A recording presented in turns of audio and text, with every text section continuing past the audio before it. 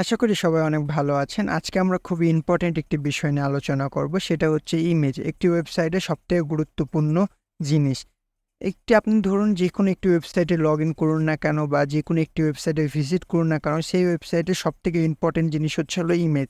যেমন আপনি আমাদের এই ভিডিওটিতে এসেছেন কিন্তু থাম্বনেল দেখে, এই থাম্বনেলটাও কিন্তু একটি ইমেজ থাকে। এখন ইমেজের অনেকগুলো ফরম্যাট হয়, জেপিজি, পিএনজি, সবথেকে বেশি ইউজ হয় পিএনজি। তো আমরা এখানে যদি একটি ওয়েবসাইটে ঢুকি, যেমন ধরুন যেকোনো একটি ওয়েবসাইটে ঢুকি, এখন কোন ওয়েবসাইটে ঢুকি, লাইক আমরা ঢুকছি হলো ডিপডেতে।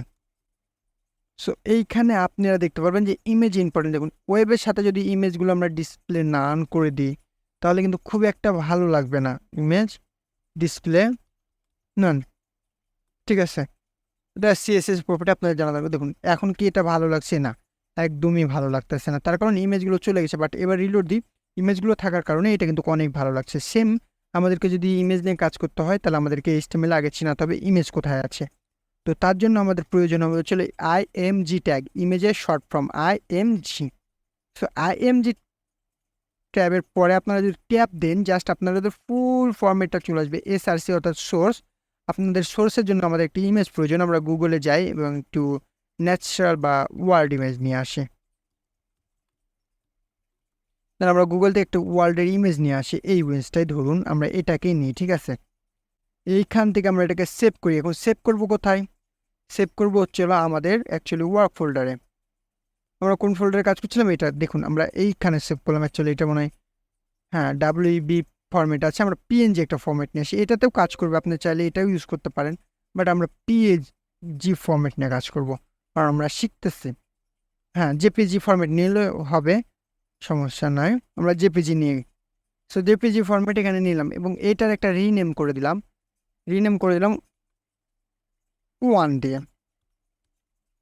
কারণ এই নামটা আপনার খুবই প্রয়োজন হবে এই সোর্সে বসানোর জন্য। এখন দেখুন ইমেজটা একটা সিম্পলি, বেশি কিছু না, একটি সোর্সে কাজ করবে, ঠিক আছে। আমরা একটু জুম করে নিই।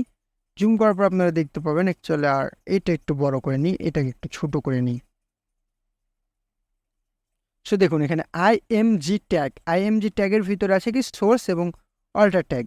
তো সোর্সে আপনারা কি করেছেন, যদি এটা কোনো ফোল্ডারের ভিতরে থাকতো তাহলে আপনাকে এইভাবে একটা ফোল্ডার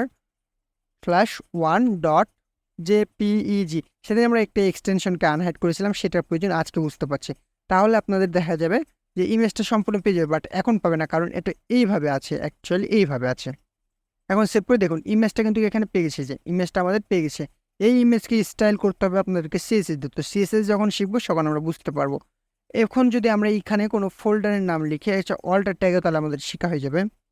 ধরুন এটা একটি ফোল্ডারের নাম, আমরা ফোল্ডারের নামটা দিয়ে দিলাম। দেন ফোল্ডারের ভিতরে আছে কি ওয়ান্ডার পেজ। এটা যদি একটা ফোল্ডার করতাম আর তার ভিতরে এই ইমেজটা তুলতাম, তাহলে এইভাবে আমরা অ্যাকচুয়ালি ইমেজটাকে চিনাতাম। এখন সেভ করলাম, সেভ করার সাথে এখানে কিছু নাই। এখন যদি আমরা ওয়াল্টারটাকে লিখে দিই ফোল্ডার, দেন দেখা যাবে যে এই যে দেখুন ইমেজের সাথে একটি ওয়াল্টার ট্যাগ এসেছে কি, যে ওয়াল্টার ট্যাগ একটা দিয়েছে। যদি ইমেজ কোনো কারণে লোড না হয়, দেখা গেলো ইমেজের ফাইলের পাথ আমরা ভুল দিয়েছি বা ফোল্ডার পাথ ভুল দিয়েছি, সেই ক্ষেত্রে ইমেজটাকে আমরা বা কোনো ভিজিটর ভিজিট করে তাকে বুঝিয়ে দিতে পারি যে হ্যাঁ এখানে একটি ইমেজ আছে, ইমেজটা কোন ক্যাটাগরির আছে সেটা। অ্যাকচুয়ালি এই কাজটা করে ওয়াল্টার ট্যাগ, এবং ওয়াল্টার ট্যাগটা আপনার এসইওর ক্ষেত্রেও অনেকটা কাজ করে। এ হচ্ছে আমাদের ইমেজ ট্যাগ নিয়ে বিস্তারিত। আশা করি এর থেকে বিস্তারিত জানার কোনো প্রয়োজন নেই ইমেজ ট্যাগ নিয়ে। অ্যাকচুয়ালি ইমেজটা জাস্ট শো করাতে হবে এবং পরবর্তীতে আমরা স্টাইল করবো সিএসএস দিয়ে।